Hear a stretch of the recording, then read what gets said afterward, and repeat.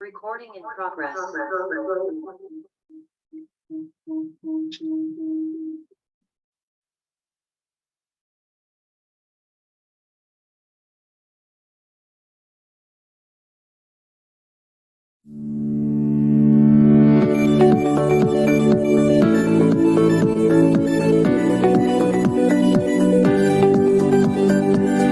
En un contexto político y económico tan cambiante, es fundamental para cualquier profesional en el ámbito tributario estar permanentemente actualizado y capacitado, no solo para entender cómo funciona actualmente el sistema tributario nacional, sino para estar preparado para cualquier cambio que se produzca en el futuro en él.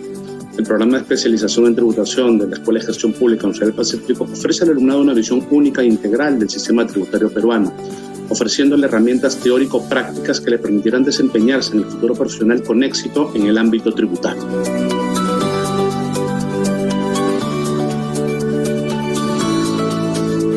El programa cuenta con profesionales docentes de primer nivel, exitosos profesionales en el ámbito legal, contable y económico, tanto del ámbito público como del sector privado, ofreciendo una visión única del sistema tributario. El programa también cuenta con herramientas tecnológicas que permitirán al alumno mantener un fluido y constante contacto con los docentes y acceso a las herramientas académico-tecnológicas con que cuenta la Universidad del Pacífico para toda su comunidad universitaria. Si estás interesado en crecer profesionalmente, este programa es tu mejor elección.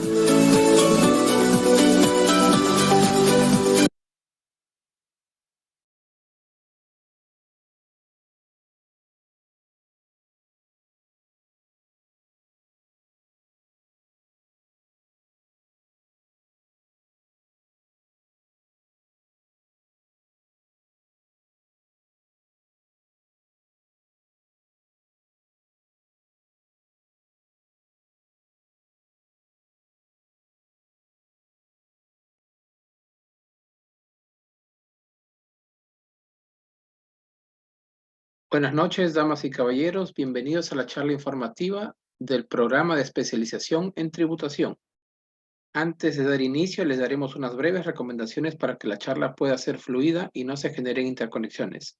Para ello, por favor, se les solicita no compartir sus pantallas y mantener apagado el audio y video.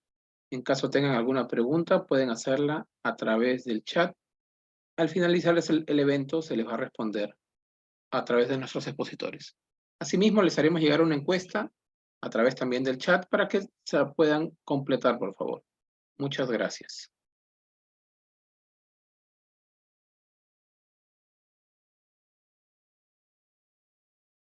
Bien, esta noche nos acompaña Catherine Morales Apolinario, analista tributario de la empresa Marina Sol S.A., quien ocupó el primer puesto en el programa de especialización en tributación que culminó recientemente.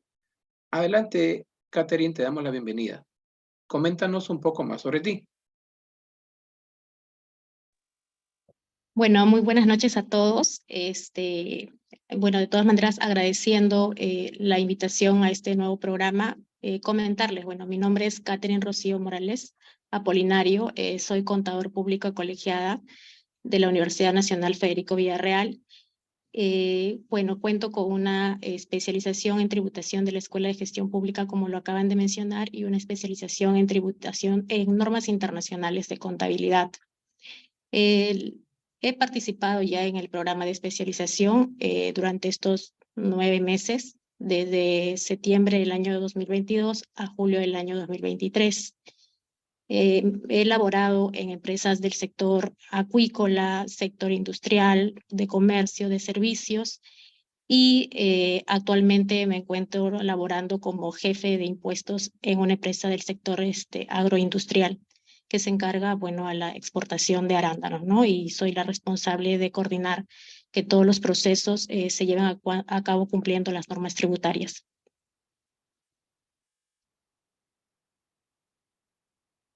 Gracias, Catherine. Por ejemplo, ¿cuáles son los beneficios que se destaca del programa y por qué lo recomendarías? Bueno, los beneficios que yo he obtenido con el programa es que te permite tener un conocimiento necesario, ¿no? Para entender, interpretar y aplicar las normas en lo que se ve día a día en el ejercicio de nuestra profesión, ¿no? te ayuda a poder tener las herramientas para que puedas enfrentar con éxito los casos que se ven día a día en las compañías, ¿no? Y que tú puedas brindar un servicio más especializado, más correcto y puedas dar soluciones que puedan llevar a contribuir a que la empresa tenga una mejor gestión, ¿no? Gracias, Catherine. Y cuéntanos, ¿cómo está aportando esto en tu trabajo, lo aprendido a través de la malla curricular? Aportó mucho, aportó porque yo me llené de experiencias de docentes que no solo se encargaron de transmitir los conocimientos, ¿no? Sino que compartieron la experiencia que veo día a día en la profesión. Además, porque la calidad de los compañeros y los alumnos me hicieron enriquecerme bastante de que lo que cada uno traía de su industria, ¿no? Porque no solamente en este programa he conocido contadores como yo, sino abogados que día a día, pues con su participación hacían enriquecer mucho, mucho el conocimiento, ¿no? Bien, claro. Y finalmente, ¿qué cosas destaca de la experiencia y los conocimientos de nuestra plana docente? ¿Cómo lo está aplicando en su actual vida profesional? Te comento, cuando yo asumí el reto, bueno, me inscribí al curso, yo era analista, como lo mencionaste al inicio. En este proceso de transición se me presentó la oportunidad de asumir esta jefatura, ¿no? Entonces yo fue la decisión que tomé de poder participar en el curso para tener conocimientos más especializados y he podido ya aplicarlos, ¿no? Actualmente en el rubro donde estoy desempeñándome, ¿no? Que era un rubro muy diferente a los que yo había tenido hasta el momento, ¿no? Claro que sí. Muchas gracias, Catherine, por tu testimonio. Muchas gracias por tu tiempo para poder indicarnos a nosotros las ventajas del curso y lo importante que ha sido en la vida profesional tuya. Te agradecemos. Gracias. Ahora, sí. Ahora le damos la bienvenida a Cecilia Portilla, jefa académica de la Escuela de Gestión Pública, para que nos pueda dar más información sobre el programa. Luego de ello, pasaremos a la exposición del docente. Adelante, Cecilia, bienvenida. Muchas gracias, muchas gracias. Muchas gracias, señorita Morales, ¿no? Por su participación el día de hoy, por este tiempo que, en el que usted puede compartir con nosotros, ¿no? Con quienes los escuchamos el día de hoy, el aporte que ha tenido, el impacto que ha tenido el programa para usted en su vida profesional. Precisamente agradecer también a los profesionales que se encuentran el día de hoy, y al profesor Velázquez, que nos acompaña también el día de hoy, como siempre, en las diversas versiones de este programa, por su participación, por su asistencia. Bueno, voy a completar un poquito lo que comenta la señorita Morales, redondeando y precisando algunos detalles sobre cuáles vendrían a ser los principales beneficios del programa en tributación que la señorita Morales ha percibido, ha tratado en su vida y que van a poder vivir, experimentar aquellas personas que lleven el programa, ¿no? Y son básicamente lo que siempre resaltamos en los programas de especialización de la universidad. Por un lado, contar con una plana docente de primer nivel, que en este caso proviene no solamente del sector público, ¿no? Que ya es muy importante, por ejemplo, profesionales que provienen del Tribunal Fiscal, como el profesor Velázquez que nos acompaña hoy, que provienen también y han pasado por SUNAT, ¿no? Sino también profesionales del sector privado que vienen de importantes estudios, como veremos en un momento al repasar rápidamente los docentes del programa. Además de la plana docente, ¿no? De primer nivel, con amplia experiencia docente y profesional, también uno de los beneficios de este programa es que ofrece una visión global del sistema tributario nacional e internacional, y una visión integral, multidisciplinaria, porque en la plana, como podremos ver, contamos con, en su mayoría es cierto, profesionales de la carrera de Derecho, profesores, abogados, pero también tenemos docentes del área de contabilidad y también del área de economía. Y esto va a permitir al alumno que a lo largo del paso del programa pueda tener esta visión multidisciplinaria de la materia tributaria. También, definitivamente, quienes puedan participar en el programa van a poder encontrar, ¿no?, y tener este espacio de intercambio de conocimientos, de experiencias, el networking valioso del día de hoy, con profesionales también de la rama, del rubro, de la experiencia, y nutrirse también de los casos que han tenido a lo largo de su vida profesional, no solo de los docentes, sino también de los participantes que llegan a las clases. Y también podría compartirles que el acceso al programa va a permitir al estudiante no solamente llevar las clases del programa, sino también poder participar en las diversas actividades que la Escuela de Gestión Pública organiza anualmente, ¿no?, a lo largo del año, sobre diversos temas, en tributación, en materia de contabilidad, en temas de economía, y en general en temas de gestión pública que puedan ser de su interés. Estas actividades que organiza la escuela a modo de conversatorios, charlas, seminarios, vienen a ser actividades que gratuitamente nuestros estudiantes podrán, ¿no?, incorporarse y participar para poder capacitarse aún más en aquellas otras aristas que consideren importantes en su vida profesional, ¿no? Siguiente, por favor. Es vital, como decíamos, el contar con una plana docente de primer nivel, lo que permite, por supuesto, es contar con una sólida estructura curricular. Para ello, quisiera destacar que el profesor Velázquez, que nos acompaña el día de hoy, y cuenta con una sólida experiencia en materia tributaria, ¿no?, en el aspecto tanto profesional como en el aspecto docente, porque él es docente en esta casa de estudios y en otras también desde hace muchos años, y en este caso en la Universidad del Pacífico nos acompaña al nivel de pregrado, al nivel de posgrado, en diversas actividades académicas siempre. Es el profesor que regularmente, que siempre está aportando, ¿no?, con esta casa de estudios, y nos apoya en lo que es el diseño de la estructura de este programa y las permanentes mejoras que versión a versión se incorporan en el programa. Entonces, vamos a repasar rápidamente también sobre la malla curricular del programa de tributación que ustedes habrán podido ver en los brochures. Bueno, la estructura curricular está organizada en 3 módulos. El primero sobre los lineamientos de derecho y económicos de la materia tributaria, ¿no? Derecho tributario, derecho constitucional tributario y tributario material. La política fiscal y análisis económico de los impuestos, el impuesto a la renta, impuestos al consumo, y un curso sobre procedimientos tributarios y derecho tributario sancionador.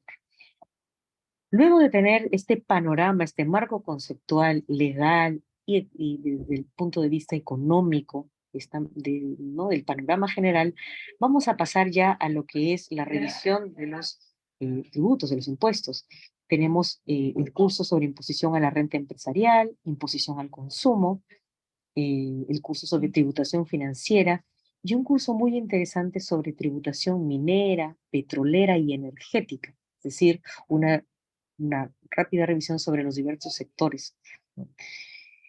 Y finalmente vamos a terminar llevando cursos en el tercer módulo de fiscalización y auditoría tributaria, tributación de grupos empresariales y precios de transferencia, tratamiento tributario de contratos de colaboración empresarial y patrimonios autónomos, y un curso sobre derecho tributario internacional.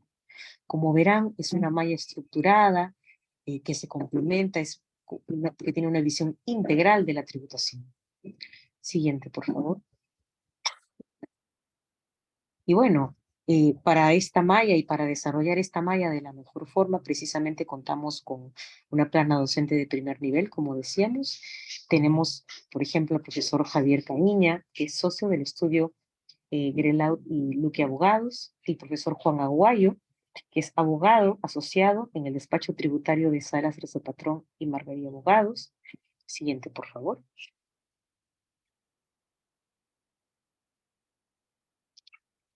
También tenemos el profesor Richard Yaqui, que nos acompaña. Él se desempeñó como gerente de fiscalización de principales contribuyentes nacionales. El profesor Oscar Picón, que es socio de la firma Picón y Asociados Asesores Tributarios. Siguiente, por favor. También colabora con nosotros el profesor Gustavo Jiménez. Él es consultor en temas de gestión pública y proyectos, ¿no? Y como comentábamos también el profesor Pedro Velázquez, ¿no? Que nos apoya desde hace muchos años en lo que es el diseño de los programas en materia tributaria. Como sabrán, no solamente tenemos el programa de tributación, ¿no? El programa de especialización en tributación es un programa consolidado ya que nace desde el año 2014 y en adelante, año a año, han salido diversas versiones, ¿no? Que consolidan este programa reconocido en el mercado, sino que también, junto con él, se han diseñado programas como tributación de la economía digital, y el último programa sobre procedimientos, procesos y estrategia tributaria, que también ofrece esta casa de estudios, ¿no? También programas diseñados por el profesor Velázquez, con permanentes mejoras también de su parte. El profesor Velázquez, por la colaboración que tiene, me permito comentar, él tiene más de 25 años de experiencia profesional en el Tribunal Fiscal, ¿no? Y justamente, como les comentaba, es docente a nivel pregrado, posgrado, no solo en la Universidad del Pacífico, sino en diversas casas de estudio. Siguiente, por favor, para terminar, comentarles sobre la plana docente. También nos acompaña el profesor Jesús Ramos, él es jefe del área tributaria en Torne, Echandía y Lema Abogados. La profesora René Villagra, y es consultora en tributación internacional y precios de transferencia. Siguiente, por favor. Para terminar, completar también esta plana docente de primer nivel con el doctor Lorgio Moreno. Él es socio del área tributaria del estudio Susunaga, Azareto y Segarra Abogados, ¿no? Básicamente enfocado en defensa tributaria y procedimientos tributarios. Como podrán ver, una amplia plana docente con una experiencia en la materia tributaria específicamente y que proviene no solo de importantes entidades del sector público, como son el Tribunal Fiscal, como son SUNAT, sino también del ámbito privado, lo que les va a permitir a lo largo del desarrollo de los cursos y del programa tener esta visión integral, completa, ¿no? Y no sesgada, ¿no? Sino una visión que se complementa justamente desde la perspectiva de ambos sectores. Siguiente, por favor. Bueno, para dar pase ya a la exposición del día de hoy que iba a esta reunión, simplemente señalar que la información general del programa, las clases se están iniciando el 28 de septiembre, en el horario de martes y jueves de 7 a 10, es un programa que se dicta en modalidad virtual, remota. Para ello tendrán acceso a las diversas plataformas de la UP educativas. La inversión la señalada en la PPT. El programa tiene una duración de 9 meses lectivos y es requisito, así como en este programa, en todos los programas de especialización de la Universidad del Pacífico, contar con el grado de bachiller y tener un mínimo de 2 años de experiencia profesional en la materia tributaria. Siguiente, por favor. ¿No? Eso es todo por mi parte. Y doy paso, ¿no?, al profesor Pedro Velázquez, que nos acompaña hoy, para que pueda dar inicio a la exposición del tema, no sin antes agradecer nuevamente a la señorita Morales por su asistencia, al profesor Velázquez por su permanente colaboración con la escuela y a todos ustedes por acompañarnos el día de hoy. Muchas gracias. Gracias, Cecilia, por la presentación. ¿Cómo están? Mi nombre es Pedro Velázquez. Como les ha mencionado Cecilia, soy docente de la Escuela de Gestión Pública de la Universidad del Pacífico. Y en esta oportunidad, a modo de presentación del programa, quería hacer una charla vinculada a 2 resoluciones de observancia obligatoria del Tribunal Fiscal. Tienen que ver precisamente con temas vinculados a la presentación de declaraciones juradas y las consecuencias que esto tiene específicamente. Vamos a tratar el tema de hoy con el impuesto a la renta, aunque muchas de las conclusiones van a poder extrapolarse también para el impuesto general a las ventas.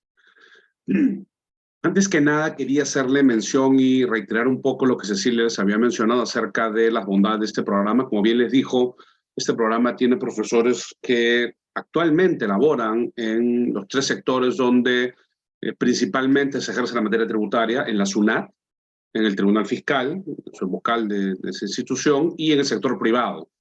Es más, tenemos además profesionales que trabajando hoy en el sector privado han trabajado antes en la SUNAT, así que tienen una visión bastante completa del sistema tributario desde diversas perspectivas. Todos sabemos que la administración tributaria tiene a veces una interpretación un poco ligada al tema de recaudación. Los contribuyentes, al contrario del censo, tienen una visión un poco más vinculada a la eficiencia, a la reducción de los costos en las empresas, lo que lleva a buscar o a maximizar los ahorros tributarios.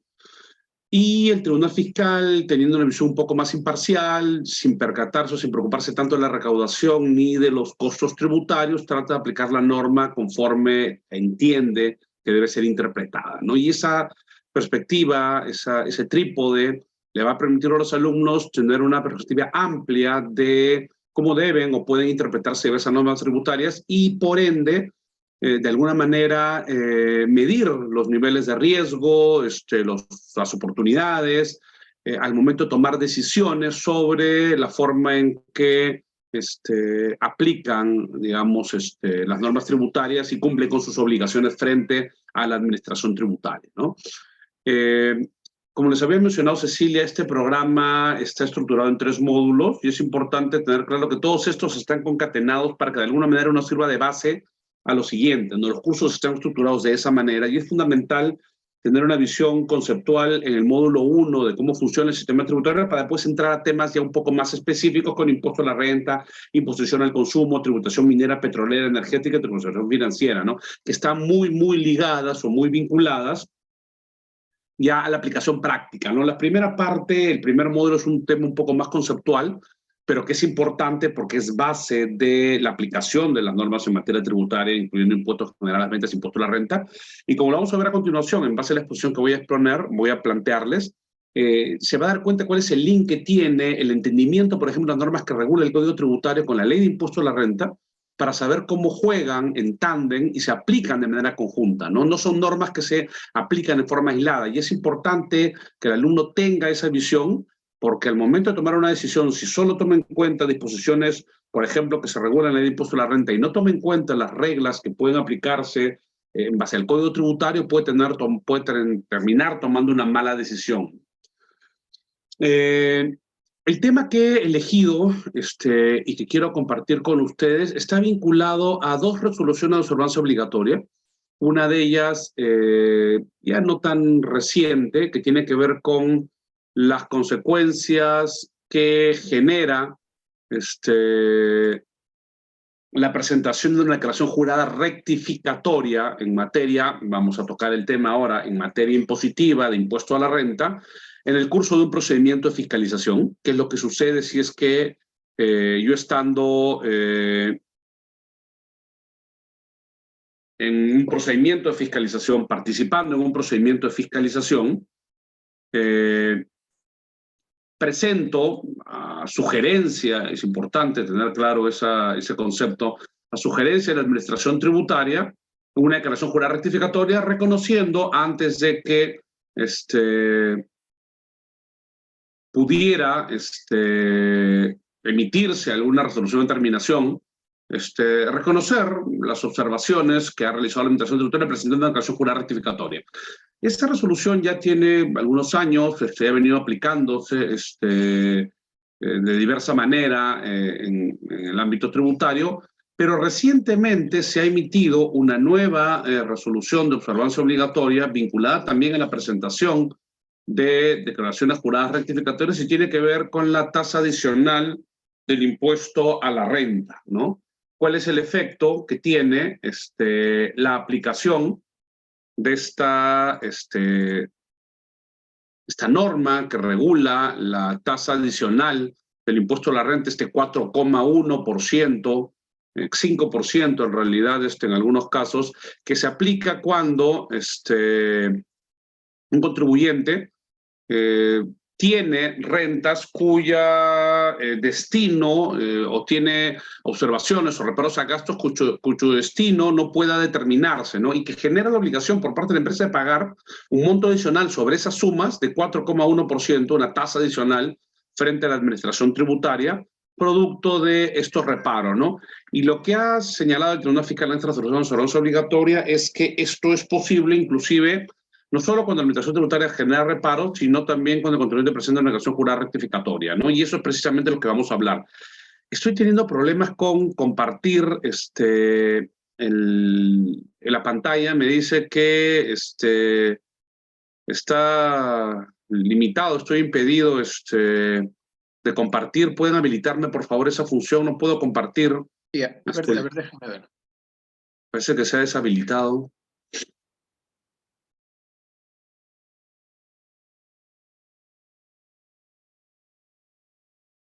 Quiero compartir el PPT. Ahí debe poder ya. A ver. Sí, perfecto. Ya se habilitó. ¿Me confirman si es que el PPT se aprecia? Sí, profesor, sí se aprecia. Perfecto. ¿Cuál es el problema que subyace en esas dos resoluciones sobre la obligatoria? La primera ya tiene algunos años, es del año 2019, ¿no? Y la segunda es mucho más reciente, es del año 2022, es 23, este año es esta resolución, y que tiene implicancias directas en la determinación del impuesto a la renta, ¿no? Entendamos un poco la problemática. ¿Cuál fue el origen de la emisión de estas dos resoluciones sobre la obligatoria? La presentación de declaraciones juradas rectificatorias por parte de los contribuyentes. No todos sabemos que una declaración jurada, como dice el artículo 88 del Código Tributario, es básicamente una manifestación de hechos comunicados a la Administración en la forma y condiciones. La persona tiene, evidentemente, resoluciones de superintendencia aprobadas que establecen claramente cómo es que se deben presentar declaraciones juradas determinativas. Estamos hablando específicamente de las determinativas. Y establece ciertas reglas y condiciones, ¿no? Sabemos todos que esta declaración tributaria es jurada, ¿ok? Y puede servir de base, como dice la norma, para la determinación de la obligación tributaria. Cuando la norma señala que puede servir de base, eso significa de que no necesariamente lo que yo consigna en la declaración jurada rectificatoria va a ser la determinación de la obligación tributaria, si es que la administración tributaria, en ejercicio de su facultad de determinación, luego de un procedimiento de fiscalización generalmente, emite un acto administrativo y modifica. Pero esto es importante. Mientras la administración tributaria no emite un acto administrativo, una resolución de determinación, modificando la determinación del contribuyente, la contenida en la declaración jurada es la única determinación válida y que la administración tributaria tendrá que dar por cumplida y asumir que es la única que existe. ¿Ok? Esta declaración jurada, como ustedes lo saben, según el artículo 88, puede ser sustituida o rectificada, ¿no? La sustitución involucra una nueva presentación dentro del plazo de vencimiento y por lo tanto elimina a la anterior declaración jurada, a la sustituida, y no genera una rectificación. No obstante, vencido el plazo que tengo para presentar declaración jurada, hablemos en este caso en particular de impuesto a la renta anual, cualquier declaración jurada que se presente vinculada a ese tributo y periodo va a ser calificada como rectificatoria, ¿no? La norma señala que esta declaración jurada debe ser presentada dentro del plazo de prescripción. Es importante tener claro esta primera tingencia porque no me permite la norma tributaria presentar una declaración jurada rectificatoria hasta cuando a mí me parezca. Cuando la norma señala que esta declaración jurada rectificatoria podrá presentarse dentro del plazo de prescripción, ¿okay? Y más abajo dice que transcurrir el plazo de prescripción no podrá presentarse rectificación alguna, ha sido interpretado por el Tribunal Fiscal ya en múltiples jurisprudencias en el sentido de que si ha vencido el plazo de prescripción que tiene la Administración Tributaria para redeterminarme la obligación tributaria, es decir, yo presento una declaración jurada, pasan 5, 6 años, 7 años, y ya la Administración Tributaria, sin haber ejercido la facultad de determinación, quiere hacerlo, si es que ha pasado la cantidad de años que señala el Código Tributario, incluyendo evidentemente los actos de interrupción de suspensión que se hubiesen producido, y ya no puede emitirme una resolución de determinación ejerciendo esta facultad de determinación, en la misma línea, en forma paralela, el contribuyente estará impedido de presentar una declaración jurada rectificatoria. ¿Qué cosa ha querido decir el Tribunal Fiscal con estas resoluciones? Que no son las resoluciones obligatorias, pero que es importante tener esta tingencia.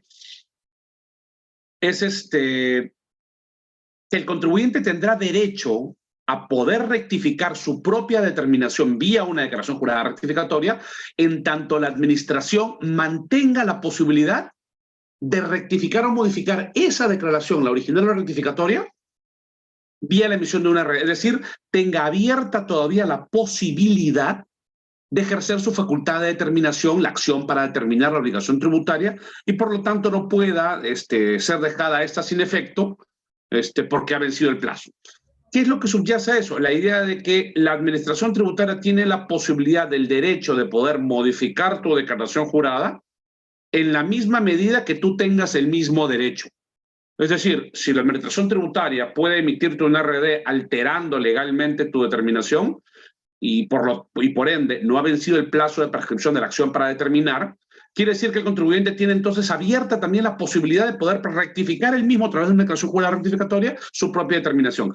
Pero si la administración tributaria ya no puede ejercer su acción para determinar porque ha prescrito esta, eso quiere decir que el contribuyente tampoco puede modificar su determinación vía la presentación de una declaración jurada rectificatoria. Entonces, acá hay una especie de amarre, de tándem, en donde posibilita a la administración y al contribuyente modificar la determinación en tanto el otro pueda. Si la administración puede, porque no ha vencido el plazo de prescripción de la acción para determinar, el contribuyente puede presentar su rectificatoria. Ese es el plazo de prescripción a que se refiere el artículo 88 del Código. Si la administración tributaria ya no puede, porque ha vencido el plazo de prescripción de su acción para determinar, es decir, recalcularle la obligación tributaria del contribuyente vía un procedimiento de fiscalización, eso quiere decir que el contribuyente tampoco puede presentar una rectificatoria. ¿Ok? Pero no es la única limitación que tiene el contribuyente a presentar una rectificatoria. ¿Qué es lo que señala el Código Tributario en el artículo 88? Más allá de agregar que si la declaración rectificatoria tiene mayor obligación, surte efectos con su presentación, o si tiene menor obligación, surtirá efectos luego de 45 días hábiles, en caso que la administración tributaria no hubiera emitido pronunciamiento sobre la exactitud de los datos, ¿ok?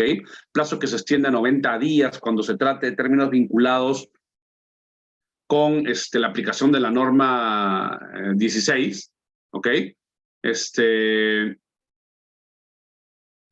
Lo que dice es que esta rectificatoria tampoco podrá ser presentada una vez que culmine el procedimiento de fiscalización, ¿ok?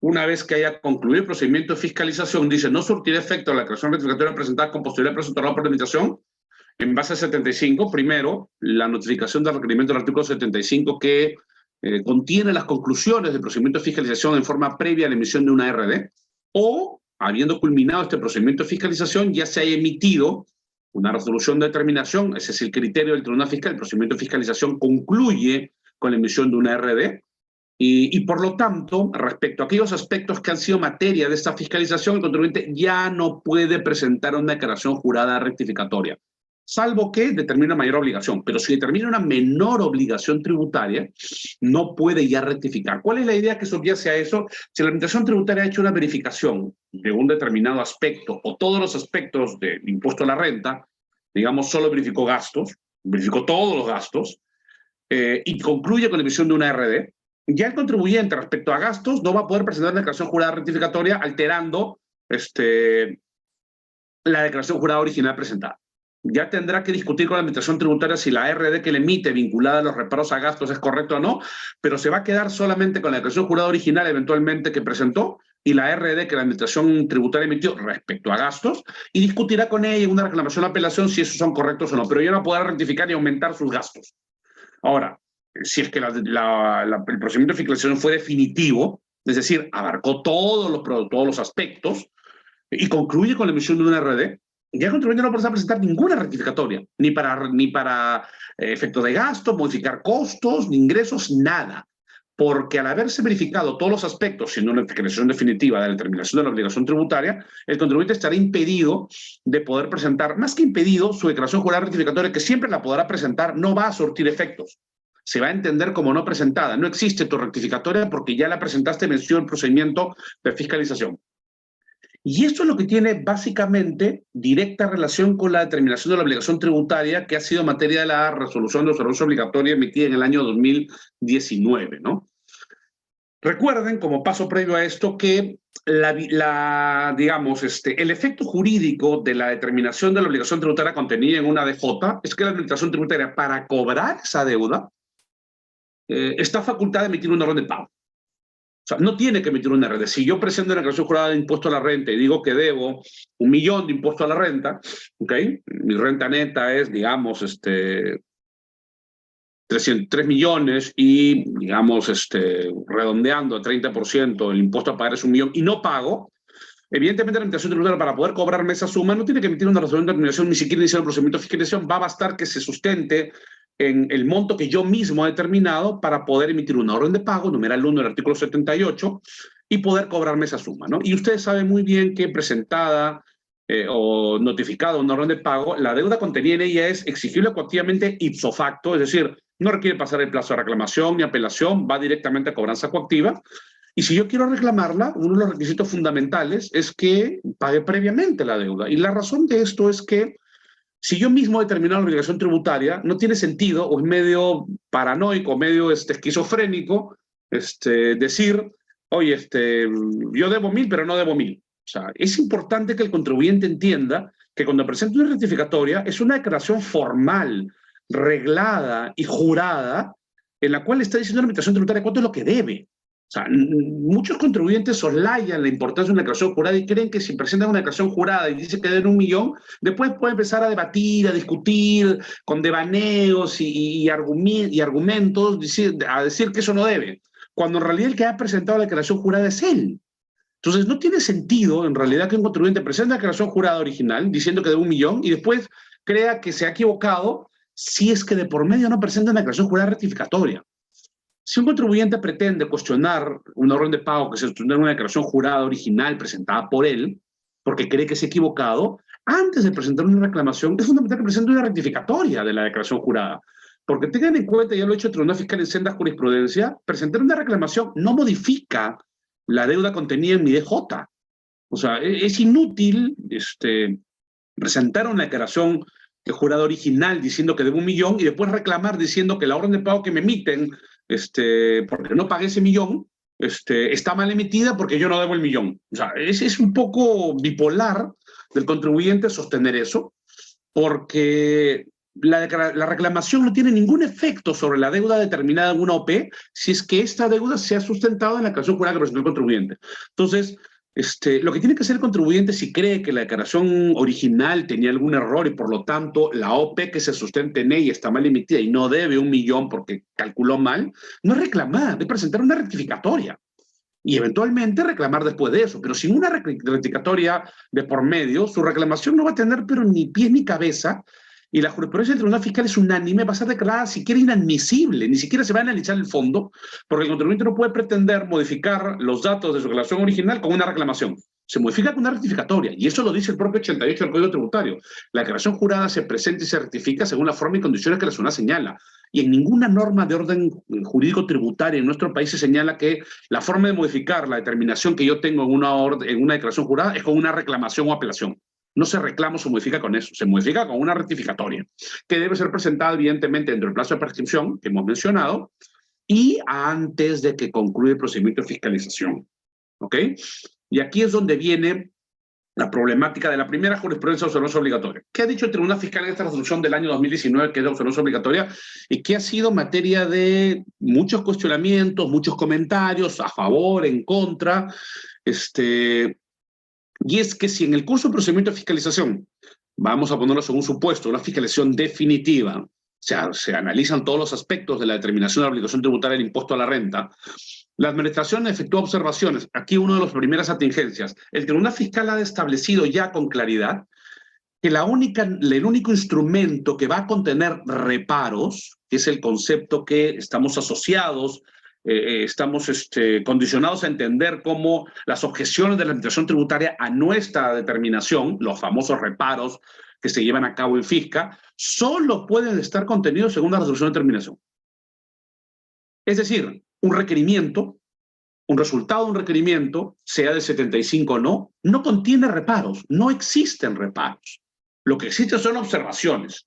¿Cuándo estas observaciones se convierten en reparos? Cuando la administración tributaria, luego que concluye la fiscalización, revisa todas las observaciones que te ha hecho a lo largo del procedimiento de fiscalización y concluye que de todas esas observaciones, 10, 15, 20, 8, 9, 10, 15 o las 20, que han mencionado son reparos y los contiene en una RD.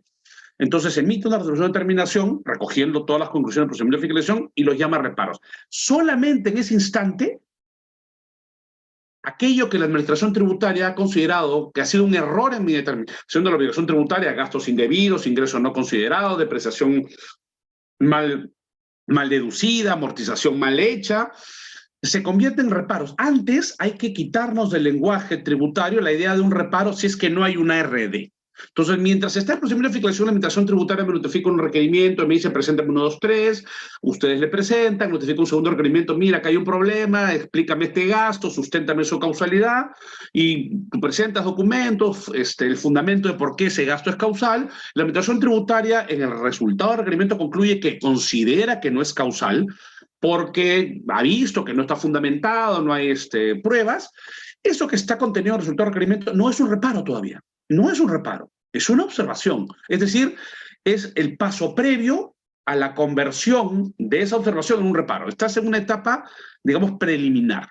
Y esa observación, que pueden ser muchas las que se llevan a cabo en procedimiento de fiscalización, generalmente, y aquí viene justo el punto central de esta resolución obligatoria, generalmente empuja a la administración tributaria hacia el contribuyente, a veces con la emisión de un requerimiento de 75, a veces no, porque recuerden, no es obligatorio la emisión de un requerimiento en base al artículo 75 del Código Tributario, en donde se establecen las conclusiones del procedimiento de fiscalización y se le da unos 3 días al contribuyente para que presente alegatos adicionales. No es obligatorio, es por eso que digamos, la acción que voy a mencionar ahora puede estar contenida en un requerimiento 75 o no. ¿Qué hace la administración tributaria? Le sugiere, le comenta al contribuyente que ha encontrado todas estas observaciones al gasto, al costo, depreciación, amortización, ingresos, etcétera, y le dice, ¿por qué no presentas una rectificatoria? ¿No? Algunos contribuyentes se han quejado y lo dicen de manera explícita en el tribunal, que los han obligado, los han combinado, los han coercionado, casi presionado y un poco más obligado a presentar una declaración jurada rectificatoria. Y aquí viene un tema importante vinculado a eso. Ya el Tribunal Fiscal lo ha dicho también en jurisprudencia unánime, que las declaraciones juradas rectificatorias no son coercitivas, o sea, si la administración tributaria te sugiere, te comenta, entre comillas, te presiona, te enamora, te trata de convencer de presentar una rectificatoria, tú siempre tienes la posibilidad de decir no y no la presentas y se acabó. Cualquier intento, presión, argumento, alegato de la administración tributaria quedarán absolutamente nada si tú no presentas rectificatoria. La declaración rectificatoria es absoluta responsabilidad del contribuyente. Y él es el único que tiene el derecho a presentarla o no presentarla si no quiere. Por lo tanto, si la administración tributaria me sugiere, me pide, me insinúa, me invita a presentar una rectificatoria, y yo creo que lo que está haciendo, obviamente, porque el intento de la administración tributaria es que todas esas observaciones que me ha realizado el procedimiento de fiscalización, finalmente la termine aceptando como una rectificatoria, si yo creo que está mal, no acepto nada y se acabó. Y le digo, no me da la gana presentar rectificatoria. Si tú crees que esas observaciones son reparos, emite la RD, y reclamaría, apelaría y nos veremos la cara en el Tribunal Fiscal o en el Poder Judicial. Y punto. Pero y ahí se acabó la rectificatoria y la SUNAT tendrá que emitir una RD, contener los reparos, el contribuyente reclamará, apelará y tendrá abierto todo su derecho de defensa para poder cuestionar aquellas observaciones que se convirtieron en reparos y por lo tanto podrá debatir con la administración tributaria si son legales o no. No obstante, si el contribuyente accede por decisión propia, y la única manera que un contribuyente podría demostrar que la administración tributaria le obligó a presentar una declaración jurada rectificatoria es un video donde el auditor le pone una pistola en la cabeza o lo droga y le hace presentar la declaración jurada rectificatoria, que no creo que exista un video así en el ámbito tributario.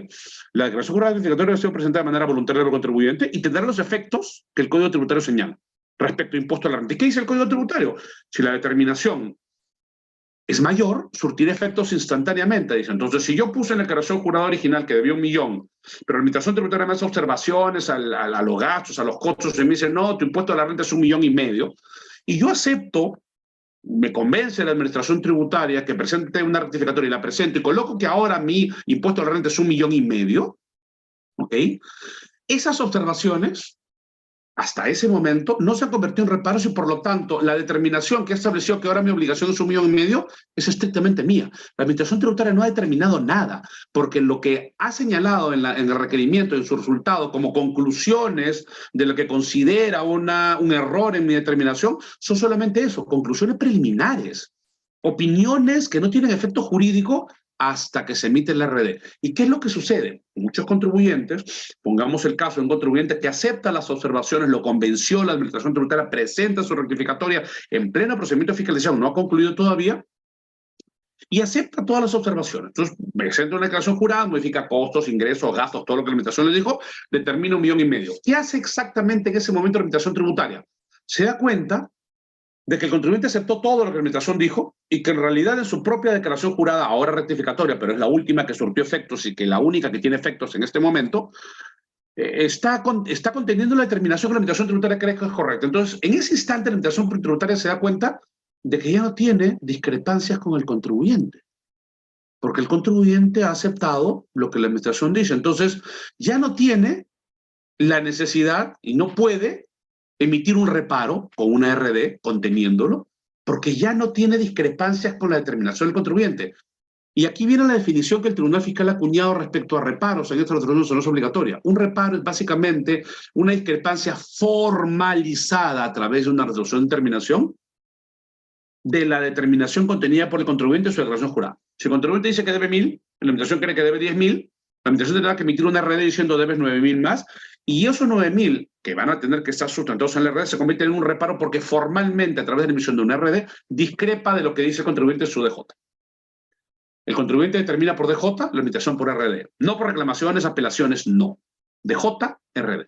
Pero si el contribuyente presenta una DJ rectificando y de alguna manera coincidiendo con la determinación de la Administración Tributaria cree que es la correcta, y la Administración Tributaria no tiene ninguna discrepancia con la determinación del contribuyente. Entonces, como no tiene ninguna discrepancia, está de acuerdo, nos hemos puesto de acuerdo, es casi como una fiscalización en donde no ha habido ni observaciones ni nada, la Administración Tributaria revisó todos tus papeles y está todo en orden, tiene el mismo efecto que si yo presento una rectificatoria aceptando todas las observaciones que la Administración me dijo. La Administración Tributaria ya no emite una RD conteniendo reparos. Ya no hay reparos, no existen. Y por lo tanto, no hay nada que reclamar, no hay nada que debatir, porque la Administración Tributaria no me está diciendo que discrepa con mi determinación, dice yo acepto. ¿Y cómo te cierra el círculo de la Administración Tributaria? Te emite un RD solamente y con la única finalidad de dar por concluido el procedimiento de fiscalización. Y aquí es también algo importante que la resolución de solvencia obligatoria señala, que es la que tenemos acá, es que la RD no se emite solo para determinar una nueva obligación tributaria, una mayor obligación tributaria, para hacer reparos a los contribuyentes, sino tiene por finalidad concluir el procedimiento de fiscalización. Entonces, si la Administración emite una RD y tiene reparos, está haciendo dos cosas. La RD contiene reparos y concluye la fisca, parcial o definitiva. En el caso que hemos planteado, por ejemplo, es una definitiva, se acabó la fisca y si hay reparos, hay reparos. Pero si la Administración Tributaria, producto de la declaración jurada rectificatoria que presentó el contribuyente en pleno procedimiento de fiscalización, decide que está de acuerdo con su nueva determinación, la última, la rectificada, ya no tiene necesidad de emitir reparos. Todas esas observaciones habrán sido opiniones, ideas del auditor, pero como no se formalizaron a través de la emisión de una RD, no hay necesidad de emitir una RD. ¿Y qué hace la Administración? Sí emite la RD, pero ahora solamente con la otra finalidad de concluir el procedimiento de fiscalización. Entonces, ¿cómo concluir el procedimiento de fiscalización? Diciendo, no hay reparos. Hay un montón de observaciones, pero el contribuyente las aceptó, pero no hay ningún reparo. La RD, monto cero, no sale nada. Dice, concluye el procedimiento de fiscalización. En ese instante, ¿qué es lo que sucede? Ocurren dos cosas. La Administración Tributaria, luego de concluir el procedimiento de fiscalización y cerrar la fiscalización para el contribuyente, va a impedir que el contribuyente pueda presentar una nueva rectificatoria modificando la primera rectificatoria que presentó. ¿Y por qué? Porque el propio 88 del Código Tributario, como lo hemos visto, señala que ya no se puede presentar una rectificatoria si es que ha concluido el procedimiento de fiscalización con la emisión de una RD. Y por lo tanto, la Administración Tributaria emite esa RD con la finalidad de que la declaración rectificatoria que presentó el contribuyente sea la última que él pueda presentar respecto a ese tributo y ese periodo. En el caso que planteamos, una total de cualquier aspecto, es una fiscalización total de cualquier aspecto del impuesto a la renta. Ya no puede modificarlo. No puede hacerlo porque el propio código se lo impide, no la ley de renta, no su reglamento. El Código Tributario te dice, si acabó la fisca de impuesto a la renta en 2010 y todos los aspectos del impuesto de renta se analizaron, y yo concluyo, se acabó. Ya nadie, ni la administración puede modificar la RD, ni tú puedes presentar rectificatoria, se acabó. Impuesto a la renta se cerró. Esa es la idea que tiene el Código Tributario, es decir, que tú no puedes presentar una rectificatoria, venció el plazo de prescripción de la acción de la administración para determinar. Ni ella modifica, ni yo modifico. ¿Por qué? Porque en algún momento tenemos que parar con el tema de las rectificatorias y las modificaciones. Ni la administración tributaria me va a emitir RD después de 20 años, ni yo voy a presentar rectificatoria después de 20 años. Hay que poner un límite. A los dos, tanto al contribuyente como a la SUNAT. En ese instante, el contribuyente presenta su declaración jurada rectificatoria y lo que acaba de hacer es establecer un monto de una obligación que probablemente no cancela, porque antes tenía 1 millón, ahora dice 1,5 millones, pero el medio millón no lo ha cancelado. Y aquí viene justo el punto. ¿Cómo hace la administración tributaria para cobrar ese medio millón? Dado que la deuda está contenida en una declaración jurada, ¿okay? La administración tributaria no tiene que cobrar esa deuda vía la emisión de una RD. La puede cobrar vía la emisión de una orden de pago, que es lo que acabamos de ver. Una numeral 1, la DJ, ahí está, dice que tú ves 1 millón, yo te cobro lo que tú tienes 1 millón. El contribuyente, no, pero a mí me sorprendieron, yo no quise, a mí como que, yo hay reparos, ¿qué te va a hacer la administración tributaria? Yo no te he hecho ningún reparo, eso fueron observaciones. Tú aceptaste, presentaste formalmente una declaración jurada rectificatoria, yo concluí la fiscalización y producto de lo que dispone el artículo 88 del Código Tributario, yo no puedo rectificar. Y como ya concluyó la fiscalización, yo emití una RD sin reparos, yo tampoco puedo modificarte la RD, porque el código también se lo impide a la administración tributaria, pero tú tampoco puedes rectificar. Y por lo tanto, ¿qué tenemos? Una fiscalización que concluyó sin reparos, y por lo tanto, no hay nada que reclamar, no hay nada que discutir, no hay ninguna observación, ninguna discrepancia en la administración tributaria que tenga relación con eso. Y por lo tanto, la administración tributaria estará en la posibilidad de emitir un orden de pago para cobrarme la deuda que hubiera eventualmente determinado en esa declaración jurada rectificatoria. ¿Ok? Y es por eso que el Tribunal Fiscal señala que esas observaciones no pueden ser controvertidas porque no son reparos. Y lo único que se puede reclamar son reparos. Tú no puedes reclamar un requerimiento, tú no puedes reclamar una observación, una conclusión de un resultado. Eso no puedes reclamar. Es imposible. El código solo te permite reclamar RD. Y obviamente reclamar RD si la RD tiene reparos. Si no hay reparos, ¿qué cosa vas a reclamar? ¿No? Entonces, es muy importante que se tenga en cuenta cuál es la razón de esta resolución de observancia obligatoria para la determinación de la obligación tributaria, ¿okay? Y para la eventuales aplicación de sanciones también, porque se presenta una rectificatoria, el Tribunal Fiscal también tiene otra resolución de observancia obligatoria que señala que si yo presento una rectificatoria modificando, aumentando mi obligación tributaria, voy a generar la comisión de la infracción numeral 1978. ¿Cuál es la ventaja de presentar una rectificatoria en estos casos? La gran ventaja va a ser que podrá cogerme a gradualidad. Si yo presento una rectificatoria, dependiendo del momento exacto en que lo presento, puedo cogerme a rebaja de 95, 90, 70% al momento de la multa. Esa es una gran ventaja. Ventaja que no tienes si te tienen un valor. Entonces ahí tienes una ventaja para que tu multa sea reducida y por lo cual podrías estar tentado a presentar una rectificatoria. ¿Ok? Ahora, el contribuyente, independientemente de que existieran vicios en el procedimiento de fiscalización, estos van a ser irrelevantes con miras a la emisión de la RD, porque la RD no ha recogido ninguna conclusión del procedimiento de fiscalización. ¿Qué cosa hace una RD que contiene ningún reparo, que no contiene reparo y solo concluye la fiscalización? Simplemente decir, notifiqué la carta inicial, el primer requerimiento y concluyo. ¿Qué has hecho? Nada, revisamos 3 cosas y no encontramos nada, todo en orden. ¿Qué vicio puede haber ahí? Si uno señala, no, me notificaron el segundo requerimiento, el tercer requerimiento mal, la administración te va a contestar, va a decir, pero bueno, todo eso que está en esos requerimientos al final no dieron lugar a ningún acto administrativo, no dieron lugar a ninguna RD que te genera deuda, así que cualquier violación es irrelevante.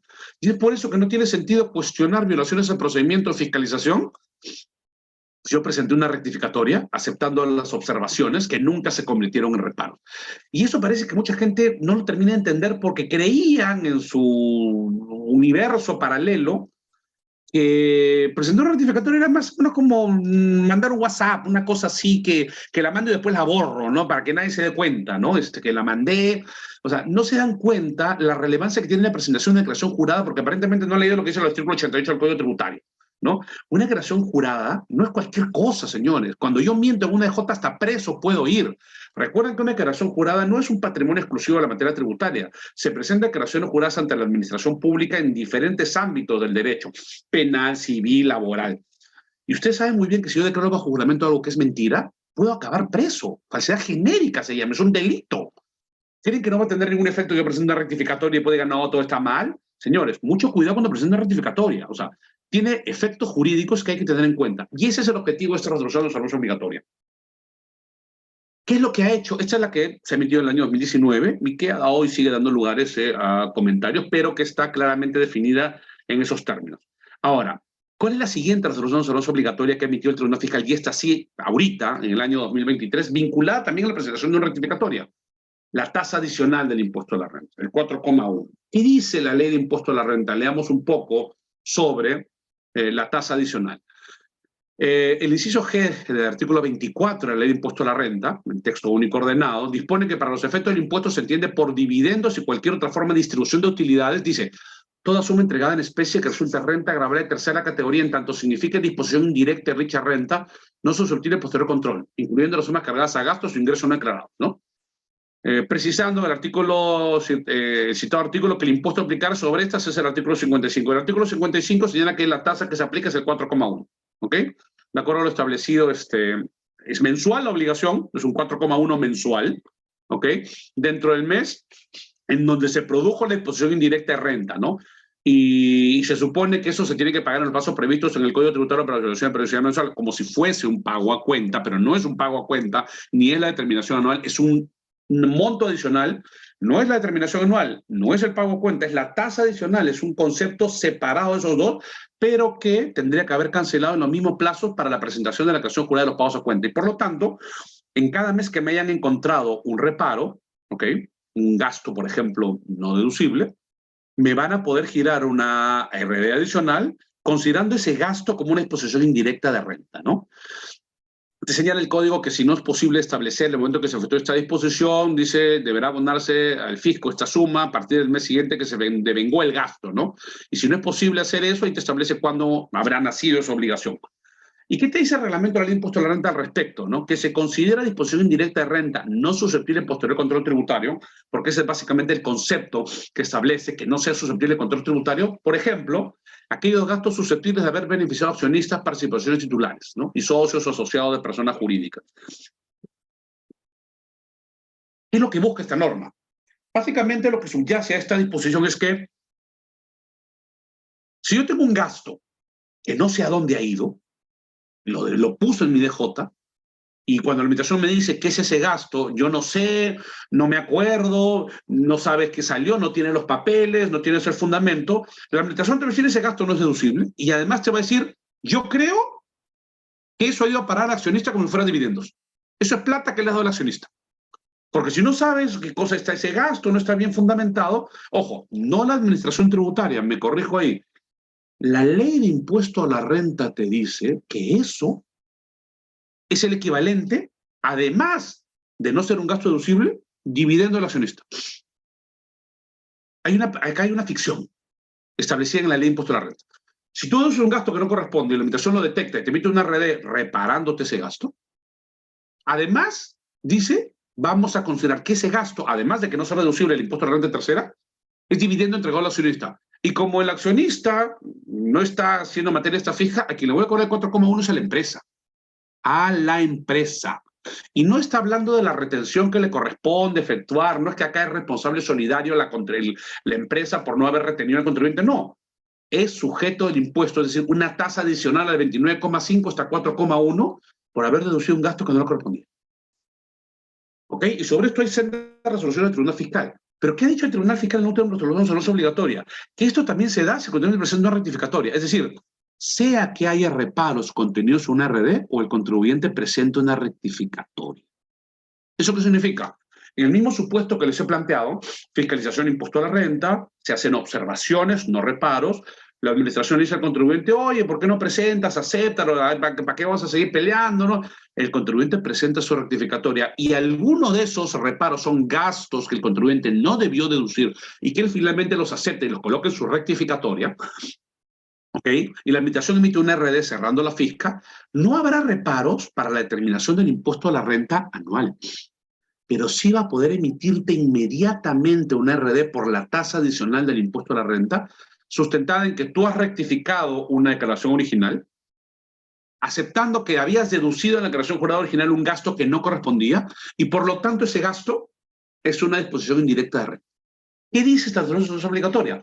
La presentación de la declaración jurada rectificatoria del impuesto a la renta, mediante el que se reconocen las observaciones efectuadas en la administración en una fiscalización, no impide la declaración de la tasa adicional. Es decir, se puede, debido a que tal declaración por sí sola no acredita el destino de los importes. El que yo acepte con una rectificatoria, no, ese gasto no está deducido, está mal deducido, no significa que yo sepa dónde ha ido ese gasto. Y es un tema fundamental porque el reglamento de la ley de impuesto a la renta señala que para que eso se convierta en una disposición indirecta, este gasto, esta disposición indirecta, no tiene que ser susceptible de posterior control, es decir, no sé a dónde ha ido a parar la plata. Ese gasto, entre comillas, no sé a dónde ha ido a parar. Y si tú no puedes hacerlo, la administración te va a poder, no puedes demostrar a dónde ha ido fehacientemente. La administración tributaria te va a poder cobrar sobre ese monto de ese reparo 4,1 adicional en el mes en que se produjo la salida de esa suma de dinero en la empresa. Y te va a poder cobrar con los intereses como si fuese un pago de cuenta, pero no es un pago de cuenta ni es determinación anual, sino es la tasa adicional. Y esto trae dos consecuencias. Esta resolución, si bien es cierto que esta resolución es obligatoria ahorita, hace referencia a la declaración jurada rectificatoria presentada en un procedimiento de fiscalización, en la nota a pie de página que contiene esta resolución sobre obligatoria, se señala que eso aplica para cualquier rectificatoria, haya o no un procedimiento de fiscalización. Es decir, yo presento un original, declaro que debo 1 millón de renta porque tengo medio millón de gastos. No hay fiscalización, no hay determinación, la SUNAT se pregunta, y yo presento un rectificatorio porque me equivoqué. Y había deducido un gasto que yo creo que está mal. Y digo, no, ahora mis gastos no son medio millón, sino 400.000. Por lo tanto, debo 1.030.000 de impuesto a la renta. ¿Ok? Debo más impuesto a la renta. Esa rectificatoria, ¿ok?, puede generar adicionalmente la emisión de una RD por tasa adicional porque el contribuyente, con el hecho de rectificar, ha reconocido que ese gasto no era deducible. Recuerdan lo que dice el artículo 24, incluyendo sumas cargadas a gastos que no son deducibles, y que por el hecho de rectificar no está diciendo dónde iba a parar el dinero, y por lo tanto la administración tributaria puede emitir una RD por la tasa adicional luego de la rectificatoria. Y aquí viene que esto sí no se ha dicho en la resolución obligatoria, pero se cae de maduro. Inclusive con la declaración original, si yo presento una declaración original y en adiciones y deducciones excluyo de la determinación del impuesto a la renta un gasto que he deducido financieramente, pero que no deduzco tributariamente, ese gasto podría ser una disposición indirecta de renta. Y por lo tanto, aun cuando no haya siquiera una rectificatoria, solo con la declaración jurada original, en base a las adiciones o deducciones, la administración tributaria podría considerar que esas adiciones o deducciones se involucran una disposición indirecta de renta no susceptible de posterior control. Es una plata que tú no tienes idea de dónde salió, a dónde se fue el dinero, te das cuenta de la contabilidad que no tienes documento para sustentar y por lo tanto lo sacas del impuesto a la renta y dices, no, este gasto no tengo nada, no lo metas en la DJ original, pero aún así sigues sin saber a dónde fue. Aún cuando no lo hayas deducido como gasto en tu declaración original, sigue siendo un gasto que no sabes a dónde iba a parar. Y en base a eso, la administración tributaria podrá girarte una RD por el 4,1 y decirte, bueno, esto sigue siendo un gasto que involucra una disposición indirecta de renta que no se suele por control, porque ni siquiera tú sabes a dónde dio la plata. Y por lo tanto, 4,1 encima. Y esta resolución de observancia obligatoria de este año, que tiene que ver con la declaración jurada rectificatoria, en que se reconocen las observaciones efectuadas en un procedimiento de fiscalización que tiene vinculación con la anterior resolución de observancia obligatoria, se puede extrapolar a declaraciones juradas rectificatorias, y lo dice la propia resolución de observancia obligatoria, a DJs presentadas sin que medie fiscalización alguna, DJs rectificatorias, o inclusive a situaciones donde el contribuyente realiza adiciones o deducciones en la declaración jurada original. Entonces, mucho cuidado, señores, con asumir que si yo tengo en mi contabilidad un montón de gastos que son una desgracia, pero no lo llevo a la determinación de la declaración jurada porque los adiciono y no los deduzco, ya me libré del 4,1. No. Si la administración tributaria revisa la contabilidad y ve que ha salido financieramente dinero, aun cuando tú hayas deducido ese gasto del impuesto a la renta, efectivamente no te podrá acotar por impuesto a la renta anual. Pero cuando te pregunte, ¿y esa plata dónde fue? Y tú no sepas decirle dónde fue, 4,1, págame además el 4,1 sobre esa cifra porque esa suma no sabemos a dónde ha ido. No tiene control, no tiene papeles. ¿Qué cosa es eso? Son dividendos accionistas. Y a pagar. Entonces, mucho cuidado cuando presenten una declaración jurada original o rectificatoria, en donde vayan a deducir gastos o no deduzcan gastos que han sido deducidos financieramente, pero no lo son tributariamente, o rectifiquen declaraciones juradas originales, excluyendo algunos gastos, porque eso no solo va a tener efecto en la determinación de la declaración anual y eventualmente los pagos a cuenta, sino también en la posible aplicación del artículo G24 de la Ley de Impuesto a la Renta, del artículo 55 de esa norma, una tasa adicional, es decir, 4,1 más sobre el gasto que deducimos. Y esto, que normalmente había sido objeto de acotación por parte de la Administración Tributaria cuando te emitía un RD, de la determinación anual de impuesto a la renta y además una del 4,1, ahora se va a poder emitir aun cuando no haya RD por el impuesto a la renta anual, porque una declaración jurada rectificatoria, sea que se haya presentado en pleno procedimiento de fiscalización o no, va a poder sustentar la aplicación de esta disposición. Un monto adicional. Eso quiere decir que ahora el impuesto a la renta de las empresas en estas situaciones ya no va a ser 29,5, va a ser 29,5 más 4,1. Y eso es importante que se tenga en cuenta al momento de presentar una rectificatoria. Hay que darle su lugar a la rectificatoria. No es un WhatsApp, no es un mensaje de texto, no es un correo que después borro. Presentar una rectificatoria es un acto formal que tiene muchísimos efectos jurídicos y hay que tener muchísimo cuidado cuando se presenta. ¿Ok? Estos temas como este, entre otros, son materia del programa de tributación de la Universidad del Pacífico, en donde analizamos evidentemente esta problemática. Y producto de esta exposición quiero hacerle mención a algo, la importancia de la experiencia que se requiere para poder participar en este programa. El programa no es un programa de actualización, no es un programa donde vamos a ver de manera superficial las normas y vamos a contar cómo se modificó el impuesto a la renta, no. Vamos a entrar a ver el meollo, el fondo de lo que tienen las normas tributarias, las resoluciones de ordenanza obligatoria del Tribunal Fiscal. Vamos a analizar conceptualmente los problemas, no solo de manera práctica, para entender cuál es la problemática que subyace a ellos y estar preparado para cuando modifiquen la norma, porque esto que les acabo de mencionar funciona mientras las normas tributarias funcionen como están. Si mañana se modifica el 88 de la ley, el Código Tributario, se modifica el artículo 24 de la Ley de Impuesto a la Renta, el 55 o el 13b de su reglamento, bueno, todas estas conclusiones variarán. Pero si yo manejo los conceptos que han servido de base para emitir estas dos resoluciones de ordenanza obligatoria, yo voy a poder defenderme con éxito para interpretar las nuevas normas que se emitan modificando estas, ¿no? Y esa es la importancia, y eso es lo que se pretende brindar en este programa, bases conceptuales para entender no solo qué ha dicho el tribunal, sino por qué lo ha dicho. Porque el por qué me va a llevar a entender realmente la verdadera dimensión del problema y no quedarme solamente en un pequeño problema y creer que esto solamente se aplica a este caso. No, señores. Estas conclusiones pueden extrapolarse a ITAN, a IGB, pueden extrapolarse a cualquier tributo que administra la SUNAT, ¿no? Inclusive tributos municipales, ¿eh? O sea, no es excluyente, ¿no? La del 4,1 solo impuesto a la renta. Ojo, esta resolución de observancia obligatoria del 4,1 es solo para efectos de impuesto a la renta. Pero la primera observancia obligatoria, esta del año 2019, para todos los tributos del sistema tributario nacional. No solo para renta, ni para IGB, ITAN, Alcabala, Predial, cualquiera que hubiera.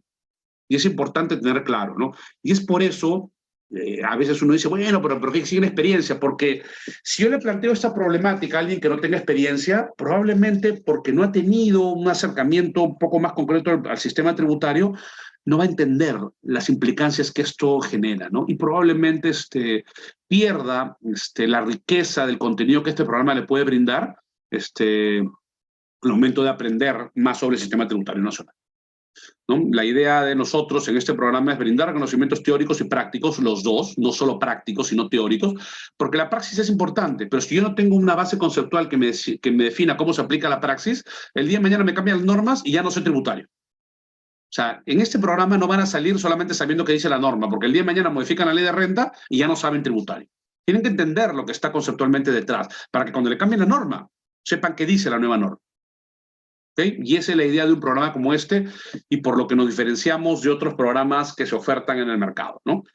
Espero haberles brindado información útil, espero verlos algunos de ustedes en el programa de tributación de la Universidad del Pacífico, y si tienen alguna consulta o duda, estoy abierto a absolverlas por este medio. Muchas gracias por su atención.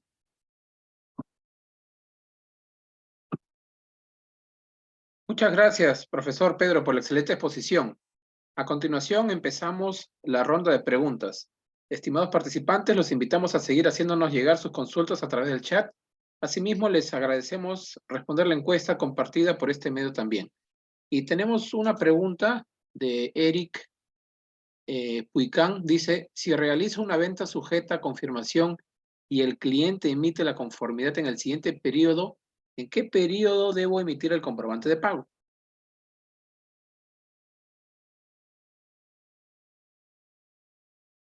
Está con el micro apagado, profesor.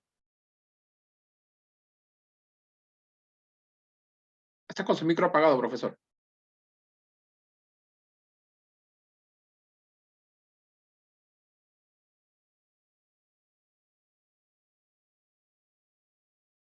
Profesor Pedro, está con el micrófono apagado, no se le escucha. ¿Ahora sí? ¿Me escuchan? Sí, ahora sí. Ok. Es un tema, bueno, vinculado a IGB, bueno, renta también en realidad, la emisión del comprobante. Si está sujeta a confirmación y en realidad, en términos civiles, el contrato solo se forma cuando el contribuyente acepta, es cuando acepte.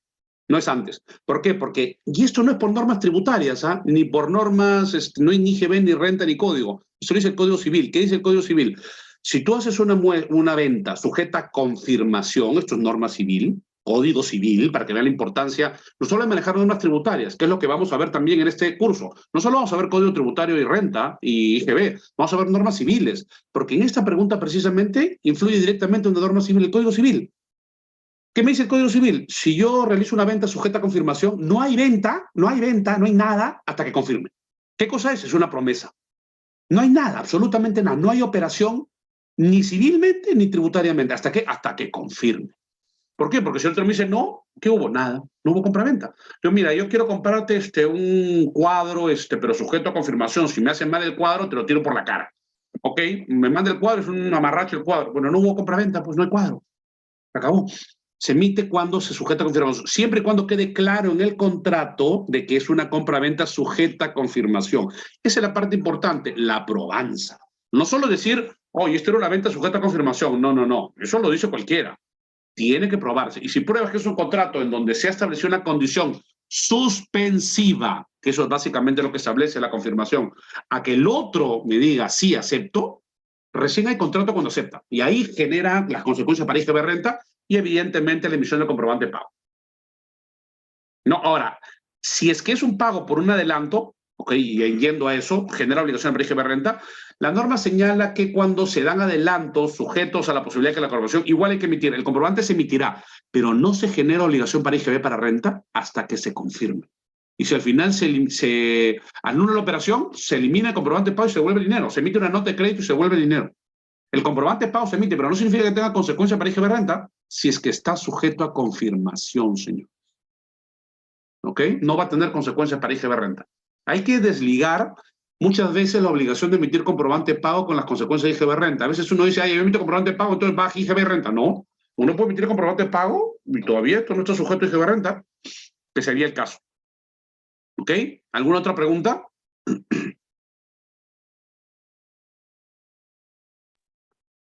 Sí, tenemos la pregunta de Romario Calle que dice, ¿la RD por el 4,1% adicional también se contiene en el mismo requerimiento de fiscalización de renta? No, porque en realidad no te pueden pedir que sustente. O sea, ¿cómo funciona esto? Cuando la Administración Tributaria te emite los requerimientos por impuesto a la renta anual y te pide fundamentar los gastos, los costos, ahí tú estás fundamentando y en base a la información que vas a proporcionar para sustentar tu costo y gasto, vas a ver si el gasto está deducible, cuál es el destino, dónde fue a parar. Entonces, la emisión del 4,1 es solamente consecuencia de que no sustentes el gasto. Sí, a veces la administración te lo pone en el requerimiento, pero no te va a pedir que sustentes el 4,1. No, porque no requiere un sustento adicional. El 4,1 es una consecuencia, es casi como la multa del 178, pero en este caso el 4,1, de que no hayas sustentado la deducibilidad de un gasto. Entonces, si tú no sustentas un gasto y al final esta administración tributaria emite una RD y dice, bueno, no hay gasto sustentado, RD, impuesto a la renta, y tasa adicional porque no sé dónde iba a parar el gasto. ¿Y cómo sé que no sé dónde iba a parar el gasto? Porque en plena fiscalización te estaba preguntando, a ver, susténtame este gasto y tú no me has justificado, ¿no? La propia fundamentación de la no deducibilidad del gasto determina que te pueden aplicar la tasa del 4,1%, ¿no? Ahí no hay un requerimiento donde dice susténtame el 4,1, no es consecuencia. Y generalmente, ¿cómo hace la administración tributaria? Te pide sustentación del gasto y dice, oye, si tú no me sustentas el gasto, te dice así la administración, esto genera un reparo a renta anual y tasa adicional y multa, te dice. O sea, te está diciendo, oye, si este gasto no me lo sustentas, estas son las tres consecuencias. Reparo a renta anual, 4,1 y multa en 178 numeral 1 del Código Tributario. ¿Alguna otra duda? Sí, tenemos la pregunta de César Valderrama que nos dice, ¿la tasa adicional aplica también para gastos no deducibles reparados como tal en la declaración jurada de impuesto a la renta anual? La original, me imagino que se refiere, no lo dice, si se refiere al original, o sea, si se refiere a una rectificatoria, evidentemente sí, porque está en la resolución de salud obligatoria. Pero si es la original, no lo dice la resolución de salud obligatoria. Efectivamente no ha tratado ese tema, pero cuando uno analiza lo que dice el artículo 24G de la norma de renta, el 55 de la ley de impuesto a la renta y el 13 del reglamento, nada impediría que la administración tributaria, en base a una adición en la declaración jurada original, puede emitirte la tasa del 4,1. No es que siempre lo va a hacer, ojo, ese gasto no debe ser susceptible de posterior control. Es decir, por ejemplo, que tú deduzcas un gasto financieramente, lo dedujiste en tu contabilidad porque salió plata, y tú te das cuenta cuando dice el contador, oye, ¿por qué esto acá salió gastos, caja? ¿Dónde? No, ¿sabes qué? Se me perdió, no sé dónde está el papel, no sabemos, Juan Pérez, nadie sabe nada. Entonces, no lo deduzcas en la declaración jurada de renta porque no tenemos fundamento. Y se hace una adición. Aún así, que hayas hecho la adición en la declaración jurada original y no lo has considerado como gasto deducible, eso significa que la administración tributaria no te va a reparar eso como gasto porque tú no lo has considerado como gasto. Pero sí va a poder girarte una tasa del 4,1. ¿Por qué? Porque el hecho de que tú lo coloques que tú no lo hayas colocado como gasto en tu declaración original no significa que sepas a dónde iba a parar el dinero. Y si tú no puedes justificar a dónde fue a parar el dinero, sí te pueden emitir una RD por la tasa del 4,1, sin necesidad de un procedimiento de fiscalización, solamente con el original y tus adiciones. Sí podrían. No lo ha hecho nunca la administración tributaria. Yo no he visto hasta ahora que lo haya hecho. Y eso sí, hay que hacer la tingencia. Por supuesto, yo hasta ahora no he visto. Solo lo ha hecho la administración tributaria, la tasa del 4,1, cuando producto de una fiscalización te emite una RD por impuesto a la renta anual y al costado de la del 4,1, o tú presentas una rectificatoria producto de un procedimiento de fiscalización y la administración tributaria te gira del 4,1. En esos casos lo ha hecho. El tercer supuesto, que entiendo es el que usted plantea, no lo ha hecho hasta ahora. Pero nada lo impide. Pero no lo ha hecho hasta ahora. ¿Podría? Sí. ¿Lo ha hecho hasta ahora? No. Es una posibilidad. Es un riesgo que tienen que saber manejar, señores. ¿Eso qué quiere decir? Que aun cuando el gasto ustedes no lo dejan en declaración jurada anual de impuesto a la renta, porque lo pusieron en una adición a la original, asegúrense de poder demostrar a la administración tributaria a dónde fue a parar ese dinero. Aun cuando no lo pongan en la DJ, porque la administración tributaria puede decir, bueno, igual explícame dónde fue a parar, porque yo creo que esos fueron dividendos al accionista. Y entonces ya, ok, no te acoto renta anual, pero pues la tasa adicional de 4,1, que es el equivalente a decir, tú le das plata a tu accionista, pues, así que paga más. ¿Alguna otra pregunta? Sí, tenemos una pregunta de Drisley Asin. Dice, doctor, buenas noches. Si en una declaración jurada que no tuve tributo por pagar en renta e IGB, al querer realizar una rectificatoria donde al rectificar voy a incrementar el arrastre de crédito fiscal, ¿cuándo surtiría efecto esta rectificatoria? ¿De forma inmediata o después? Buena pregunta. Si el objetivo ha sido solo modificar, me imagino cuando dice que usted no tuvo tributo a pagar, quiere decir que determinó débito y crédito, me imagino. Vamos a poner ese supuesto, pero el crédito era mayor o eventualmente tenía saldo arrastrable de periodos anteriores que determinaron que no tuviera que pagar. ¿Ok? Si usted lo único que va a modificar es el arrastre de saldos, va a depender mucho, porque esta es la interpretación que tiene el Tribunal Fiscal. Buena pregunta. El artículo 88 del Código Tributario, ¿qué señala? ¿No? El artículo 88 del Código, ¿cuándo surte efecto la rectificatoria? Dice, cuando determina igual obligación en el momento de presentación. ¿Ok? Pero si determina menor deuda, tiene que pasar los 45 días. Pregunta, ¿ese arrastre de saldo que usted va a modificar determina que tiene tributo a pagar o menos saldo finalmente que arrastrar al siguiente periodo? o al revés, o determina que usted tenga menos saldo. Porque dependiendo de cuál sea la modificación del arrastre, si es para positivo o negativo, es decir, usted va a declarar que tiene menos saldo arrastrable o tiene más saldo arrastrable, el Tribunal Fiscal que ha interpretado, si usted coloca el original que tiene X mil de saldo arrastrable y ahora en la rectificatoria usted coloca que tiene 800, ¿ok? Esa rectificatoria determina menor obligación que la primera, porque usted está determinando menor saldo, ¿ok? Al revés, o sea, si usted coloca en la declaración original 1000 que tiene como saldo y ahora dice que tiene 800 menor saldo, ¿ok? Quiere decir que usted está determinando mayor obligación tributaria. Un menor saldo es mayor obligación. Por lo tanto, esa rectificatoria surte efectos inmediatamente. ¿Por qué? Porque determina menor obligación. Pero si usted al revés coloca que tiene 1000 de saldo en original y 1200 en la rectificatoria, quiere decir que usted está determinando menor obligación tributaria. Esa es la interpretación que tiene el Tribunal Fiscal cuando usted determina mayor saldo. Es al revés. Si usted termina mayor saldo, tiene menor obligación. Si termina menor saldo, tiene mayor obligación. Y ahí es donde entra el 88. Si usted determinó un saldo mayor, producto de este arrastre, y obviamente eso va a implicar que los futuros, el periodo, dije, va a tener mayor arrastre, usted está teniendo una menor obligación y por lo tanto tiene que pasar los 45 días hábiles para que surta efecto y eventualmente la administración tributaria verifique ese arrastre, ¿no? O sea, verifique si es correcto o no.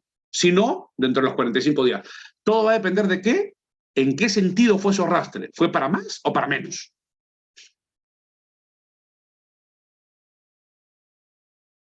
Aquí Usted pregunta, usted retruca, dice el arrastre de crédito se incrementó, o sea, tenía 1000 y pongamos, puso 1200. Ya, si usted incrementa el arrastre, ¿ok? Lo que está determinando es una menor obligación tributaria. Esa es la interpretación que tiene el Tribunal Fiscal. Un menor arrastre de saldo, un mayor arrastre de saldo, usted colocó en el original que tenía 1000 y ahora tiene 2000, mayor saldo, eso involucra menor obligación tributaria. Y eso significa que surtirá efectos después de los 45 días si es que la Administración Tributaria no ha emitido pronunciamiento sobre la veracidad o la exactitud de los datos contenidos en el rectificatorio, ¿no? Eso es importante tenerlo claro. O sea, no es que surte efectos inmediatamente, depende de lo que tenga la DJ, porque el tribunal ha puesto el hincapié en depende, oye, si es igual la obligación o mayor o menor. O sea, depende, ¿no? Okay. Si no hay alguna otra pregunta o duda, ¿hay alguna otra pregunta o duda para cerrar una última? Si no, cerramos ya. A ver, vamos a esperar unos segundos. Bueno, solamente el Brisley nos dice, doctor, muchas gracias. Romario, excelente, muchas gracias. Y no, bueno, parece que por esta noche son todas las preguntas que tenemos hasta este momento. Nuevamente, muchas gracias al doctor, al docente Pedro Velázquez, a Catherine Morales por el testimonio y a Cecilia Portilla por su participación, por el tiempo y la atención a las consultas. Muchas gracias también a las personas que se han conectado. A aquellos que no han podido llenar la encuesta, les agradecemos que por favor la puedan realizar en estos momentos. Le vamos a dejar nuevamente el link de la encuesta en el chat y la información de nuestra asesora comercial para que puedan contactarla en caso deseen mayor información sobre nuestro programa. Eso sería todo. Que tengan una feliz noche y hasta luego.